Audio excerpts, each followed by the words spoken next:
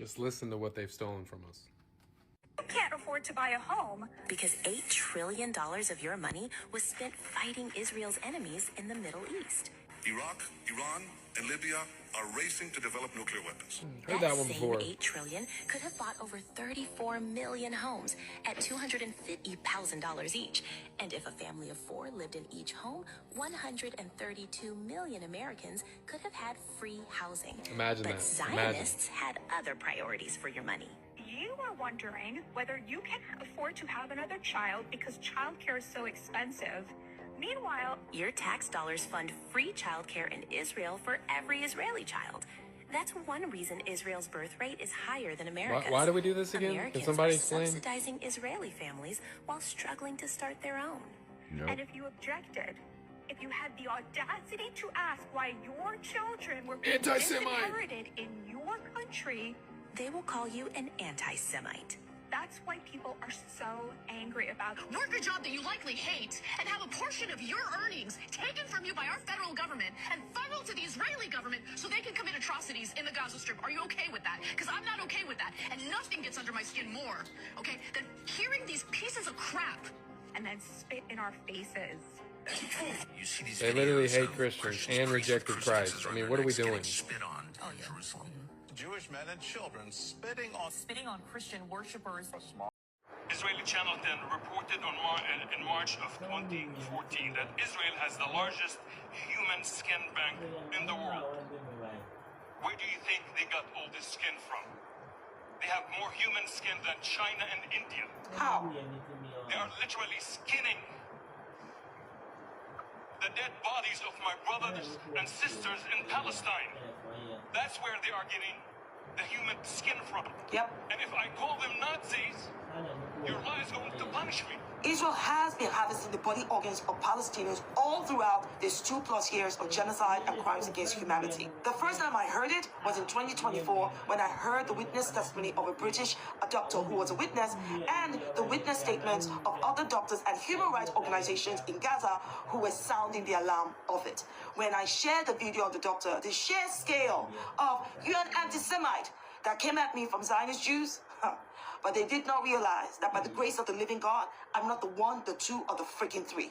They can't disprove the truth of Israel harvesting body organs, so they try to discredit the person speaking the truth. This frames Israel as an ultimate evil committing specifically evil crimes. Hey, I'm not framing Israel. I'm categorically calling Israel an evil apartheid state committing war crimes. Like, did I freaking stutter? This is stone cold anti-Semitism.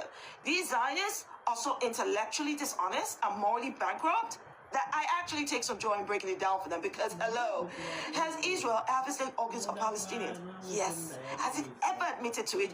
Yes. Is it anti-Semitic to condemn Israel for it? No.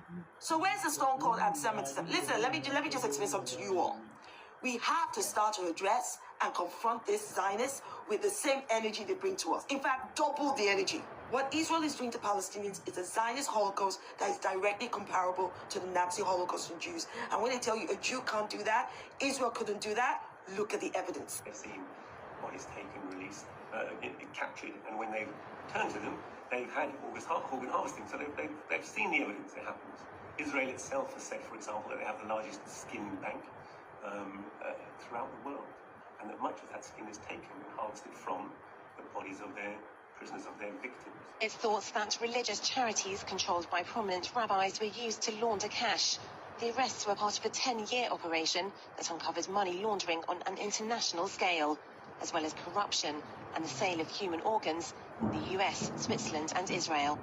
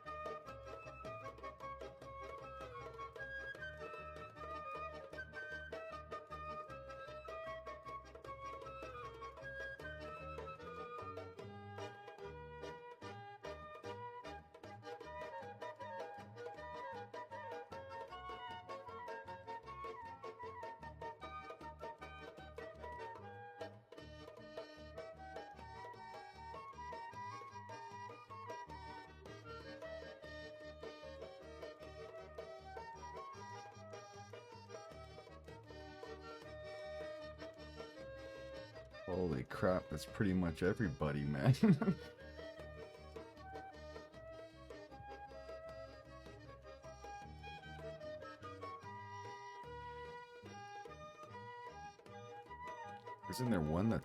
Isn't there an actor that's just not Jewish?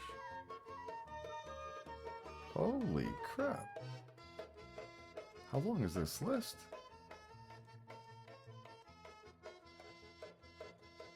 Thank God I stopped watching TV.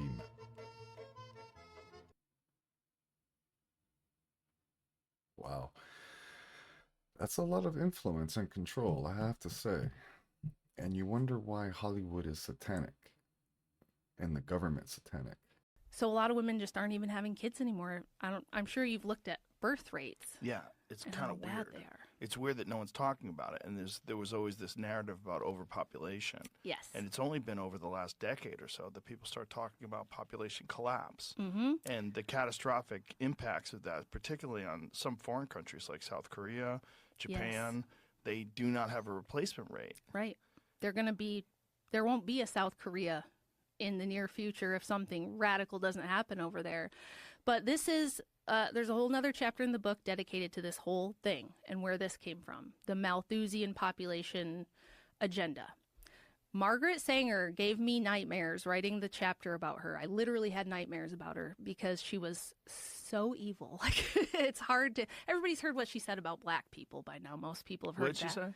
Oh, that they're the lowest of the low and we just need to get rid of them, that it would be best for humanity if we could just convince all of the lower races to just stop breeding. So Planned Parenthood on purpose focused on African American and indigenous communities and poor whites too. But she was part of the Rockefeller Bureau for Social Hygiene.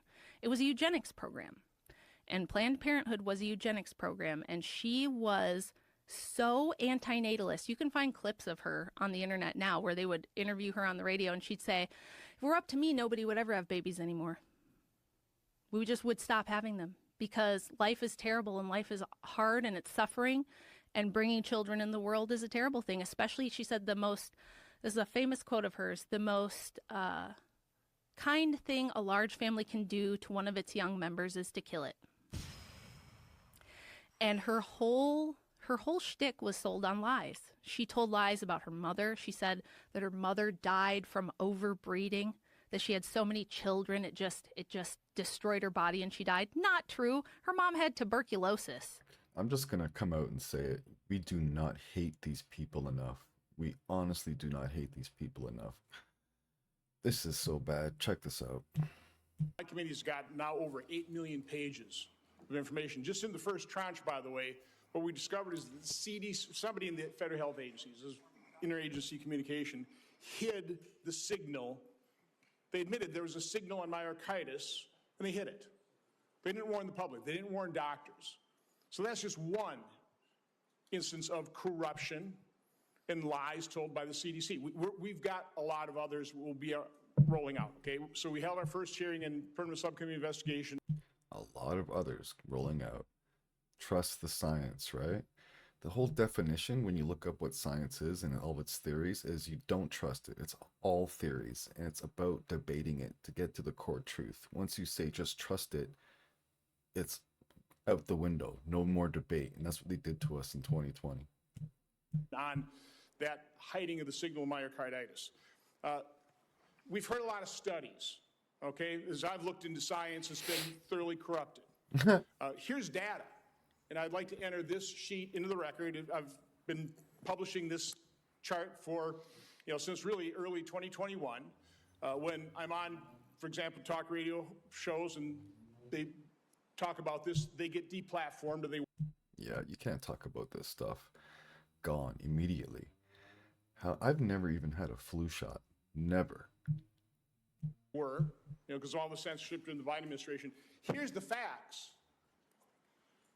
The VAERS system that was touted in October of 2020, this great safety surveillance system on COVID, a few months later when they didn't like the results, they started denigrating their own system. But VAERS shows that there have been 38,742 deaths reported on VAERS worldwide associated with the COVID vaccine. 38,742. 9,252 of those deaths That's unreal. occurred on the day of vaccination within 1 or 2 days. You guys hear that? So as soon as people got vaccinated, it was shown directly. Like 40,000 people died directly taking the vaccine shot. Could you imagine what it's done to people over the years? Could you imagine? Don't think your grandma just passed away of natural causes. Your aunt, your mother, your brother, your sister. Nah, man. They've been poisoning us for a long, long time.